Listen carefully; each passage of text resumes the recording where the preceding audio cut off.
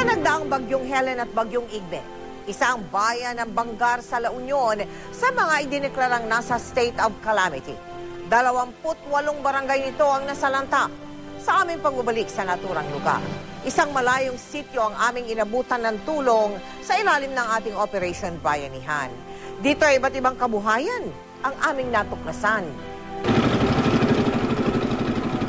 Noong bagyong Helen, tila nakulong sa isla ang buong sityo Pudok sa Bangar, La Union sa lakas ng alon. Dahil napapaligiran ng Amburayan River, hindi madaling mahatiran ng tulong ang kanilang sityo. Ilang residente umaasa sa benta ng mga tanim na kalamansi gamit ang mga bangka. Isa-isang sinakay ang hatid naming tulong. Di nagtagal, narating din ng aming grupo ang sityo Pudok. Malaki yung tubig dito, hindi kami makapunta sa bayan para pumili ng mga makakain. Mahigit dalawang linggo. Kaya ang dala naming relief goods, pagkain na sa bawat pamilya. May mga bagong tsinelas naman para sa mga bata. Naragsak na nakaawat at tsinelas. Salamat GMA Kapuso.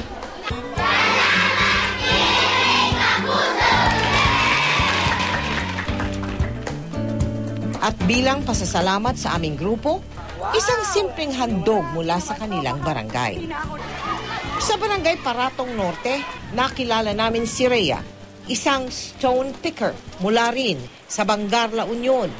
2 dekada na niyang ibinubuhay ang pamilya sa pamumulot lang ng bato.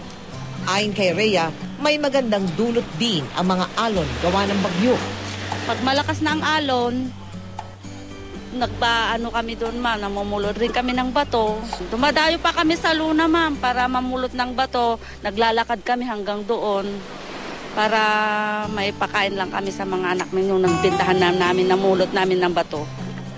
Ngunit ilang mangingisda naman ang hindi nakapalaot noon.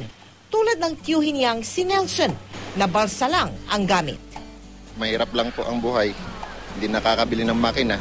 Kung hindi ka magtsatsaga talaga, ang tanging hanap buhay lang dito pagka may bagyo, pamumulot lang ng bato, ma'am. Sa kanilang barangay, mahigit 100 pamilya ang nahandugan ng tulong. Masaya at marami kayong natutulungan dito sa aming barangay. Sa GMA Kapuso, maraming salamat! 700 pamilya po ang ating nahandugan ng relief goods sa Bangar sa La Union sa nagdaang Operation Bayanihan. Taos puso po kami nagpapasalamat sa lahat ng aming naging katuwang sa proyektong ito. Sa mga nais na maging bahagi ng aming mga projects, maaari po kayo magsadya sa aming tanggapan o magdeposito sa aming mga bank account o sa anumang sangay ng Cebuana Luwilier. Maaari din mag-log on sa www.kapusofoundation.com.